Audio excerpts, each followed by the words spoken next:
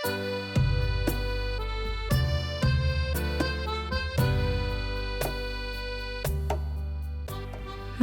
Kampung Laut old location is located at Nilampuri, Kota Baru, Kelantan. Before, it was relocated back to its original location, which is Kampung Laut, Tumpat, Kelantan. This is the timeline of Masjid Kampung Laut. In 1676, Masjid Kampung Laut was built by the Muslim seafarers missionaries travelling from Champa to Java Island. Masjid Kampung Laut has survived two big floods that occurred in Kelantan, which is the first one in 1926, where a flood was known as Bah Amirah, and another one in 1966. In 1967, Masjid Kampung Laut was relocated to Nilampuri, and the relocation was completed in 1970. During 1988, Masjid Kampung Laut was extended to have minaret, serambi besar, serambi kecil, balai lintang, Wakafurankaya, which is toilet facilities, ablution pool, and roof tile were replaced. 50 years later, during 2020, the Kelantan State Government and ECERDC, which is East Coast Economic Region Development Council, initiate the return of Masjid Kampung Laut from Nilampuri back to Kampung Laut. The mosque was restored to its original glory. In 2021, Masjid Kampung Laut was rebirthed in its original location. The Masjid Kampung Laut, also known as a Klum, is one of the Malaysian oldest mosques. It was built around the early 1800. However, there is a proof that it was initially built in the 1400. The mosque was built in the 18th century and has survived two major floods. The first is 1926 and the second is 1966, before being relocated to its current location in Nilampuri from Kampung Laut, Tumpat. Masjid Kampung Laut was constructed in 15th century by cement transport from the Champa Kingdom. Its style is typical of local traditional architecture and its climate apparate similar to others' home. Klom was built on the original site located at the riverbank of Kampung Laut, Tumpat, which is district adjacent to Kota Baru, Kelantan. Along with its age, it has survived two big floods, which is first flood namely Bah Amirah, which occurred in 1926, and another flood which occurred in 1966. During the second flood, the building was severely damaged when portion of the mosque nearby the river was swept away by the strong current of the flood water. Next is function of the space. So function of the space have six. That is main prayer hall, Wakafurankaya, balai lintang, veranda, tower, and mihrab. First, main prayer hall. Klom construction is mostly based on it four inner column. So the columns serve as a central pillar. The central pillar can be found in the prayer hall. The local refer it as a tiang seri. So tiang seri is structure that support the floor and roof structure that made as a column for the mosque. Each column have length of 500 mm times 500 mm and a height of 10.5 meter. The column are facing the Qiblat, that is direction of prayer facing the Kaabah in Mecca, and 7 meter in length of the other side. Taib pools have been very popular in or crushed in construction house or building based on the wood of hundreds of years. Taib pools have many roles of function. That is, the pillar are located in the center of the house or building. Pillar join of the house and unconnected pools, and it's located off the four corner of the building. Second is Wakafurankaya. The space is placed on the most right side, near the tower. Originally for the rich and noble people use this spot to rest after their praying. That's why this area called as a Wakafurankaya that have 8 columns. The third is Balai Lintang. The Balai Lintang which are attached to the main building construction that have 7 columns. The size of the Balai Lintang is 4.5 meter times 16.2 meters. It is located between the main prayer hall and the extensive veranda. Next is veranda. The clum has 3 veranda, 1 of each side of the main prayer hall and 2 in the back. The largest measuring is 3 meters times 16.2 meter that is located in the back of the mosque. The veranda serves as an expansion to accommodate increasing number of people, especially during peak season such as Hari Raya and Ramadan. Next is tower. The tower is positioned in the most front right corner. It is 10.5 meter tall and has 2.4 times 2.4 meter area. Begin with the inventions of electricity. The power serves as the muezzin, calling people to prayer. To call from prayer, the mosque now use electrical speaker construct in this tower. Lastly, mihrab. The mihrab is where an imam lead the prayer. It's right in the front of the main prayer hall.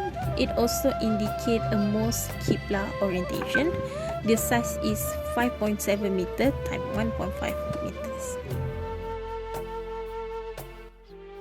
Building construction elements. For the roof elements, the roof of the mosque was constructed in 3 tiers, which are top roof tier, middle roof tier, and the lowest roof tier. Each of the roof tiers is separated by a gap to allow air circulation. The roofs are supported at the 4 corners by big wooden pillars, 16 interior pillars and 24 veranda pillars, thus making 44 pillars in all. There is overhang roof around the lowest roof tier, which dimension is approximately 50 cm. The roof is covered with the local material roof tile, namely the singora. For the external wall elements, the external wall at the mosque is made from opaque janda berhias wall panel, and the material of the wall elements is made of the merbau, which is highly durable hardwood. There is no insulation material installed to the external wall construction. The surface area of the wall at the main prayer hall is the largest, which is approximately 126.4 meters square, followed by the external wall of Wakafurankaya, which is 53.6 meters square.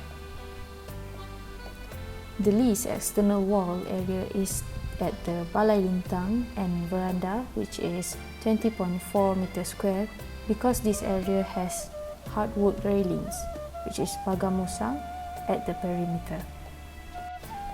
And for the floor elements, the mosque was constructed using on steel floor construction. The material of the floor is chengal hardwood, and it is a heavy and durable hardwood. At the main prayer hall, the height of the floor is 910 mm from the ground, while at the veranda, the height of the floor is 760 mm from the ground. For the construction of floor elements, there are no insulation material was used, similar to the other building envelope elements of this mosque. The hardwood with higher density is higher in the thermal conductivity and lower the insulation value. Therefore, the Chengal hardwood is higher in thermal conductivity and lower insulation value than the Merbau hardwood. So as you can see, this is the building drawings of this mosque, and this is the ground floor plan of Masjid Kampung Laut and its front and right elevation. So basically this is the latest drawings of Masjid Kampung Laut. What is conservation? Conservation is a process of keeping and monitoring a heritage building from being destroyed or restored without systematic planning and management. Conservation involves work that try to preserve the original condition of a building and heritage site as well as to sustain their cultural values. The maintenance process includes conservation, upgrading, reconstruction, and adaptive reuse, and usually more than one combination is required. The conservation process is an extension of the building so that the building remains functional. Background survey. The background survey is conducted on early stage to gather information about the building, including the location, historical background, the significant values, current situation, and the previous owner background. Dilapidation survey. In the next stage, the dilapidation survey was conducted to identify the level of damage of the building. Dilapidation survey covers the main structure of the building, floor area, wall part, and roof. This will determine the submitting the proposed of conservation method. Records and documentation. Measured drawing is prepared for reference throughout the building process, from dismantling to reinstalling. The drawing for each building components are prepared. In addition, they provide drawing measures required in the supporting documents, determine the scope of work, methods, and technique of the building conservation, in turn affecting the cost estimate. Restoration works. At this stage, it is necessary to involve skilled craftsmen and experience in the construction of wood and traditional buildings. Work should be based on recommended guidelines, which including pre-conservation reports, current conservation reports, after conservation reports. The process of dismantling the traditional Malay timber building was in reverse order of the construction process, beginning with opening the roof components and then working on the floor, and the last is the main structure. Deterioration in timber. Timber decay is caused by a biological attack within the wood by certain species of fungi. The fungus can lie dormant in the timber for years until the right conditions present themselves. The conditions needed are oxygen, moisture, and nutrients, with moisture being critical component. If water gets into cracked and underpainted surfaces and doesn't dry out, this can cause wet rot due to fungal or algae attack. If left untreated, the rot may spread, infecting other wood parts and possibly leading to structural damage. Dampness cause wood rot, invites termites too. To prevent or reduce rate of wood rot or decay, wood must be kept dry, be well ventilated, prevent exposure of end grain to moisture, good joinery system, application of wood preservative or protection, properly pressured and treated with chemical. Consolidation to building fabric. Addition to actual fabric to ensure continued durability and structural integrity, such as adding support structure, injection of adhesive to secure detached material. Traditional skills and materials are vital. Modern approach need due care and relevance. Source of damage must be stopped, like broken rainwater pipes, attacked by pests and microorganisms, and lastly, growth of vegetation. Visual inspection to work. Visual inspection technique is the simplest method for locating external deterioration to wood. When assessing the condition of wood, visual inspection should never be sole method used. Visual inspection cannot detect early stage decay when remedial treatment is more effective. Visual inspection requires strong light and is useful for defective, intermediate, or advanced surface decay, water damage, mechanical damage, or failed members. Comprehensive inspection to wood. Other comprehensive inspection protocols for timber to assess the condition of wood may be adopted. Moisture content assessment, mechanical probing, drilling, resistance micro drilling, and stress wave or ultrasound based technologies are all methods that may all be used individually or in combination. Advanced inspection technique helps to locate precisely and quantify the extent of decay present in the wood before it reaches the advanced stage. Wood preservative. Besides repair work, wood preservative must be applied to wood to extend the useful service life of the wood. Wood preservatives are generally chemicals that are either toxic to wood, degrading organism, and cause some change in wood properties that renders the wood less vulnerable to degradation. Most wood preservatives contain pesticide ingredients, thus provide protection from attack by the insect of microorganism. Treatment to wood. Having identified the extent of rot in wood, and after the rot has been caught and removed, pressure-treated wood treatment must be applied to force the preservative much deeper and uniform into the wood. The process of dismantling the traditional Malay timber building was in reverse order of the construction process, beginning with opening the roof components and the working on the floor, wall, and the last is the main structure. Before dismantling work started, each part of the building should be marked with permanent ink so that it not be faded and can be identified during reinstallation work later. The proper drawing with dimension for each component is prepared shortly after the dismantling working is performed and before the reinstallation work starting.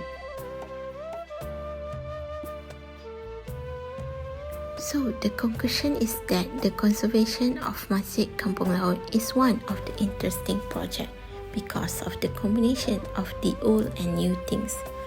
This will also serve Kampung Laut as Kampung Warisan. From this project, the whole community will receive a good social and economic impact from the project.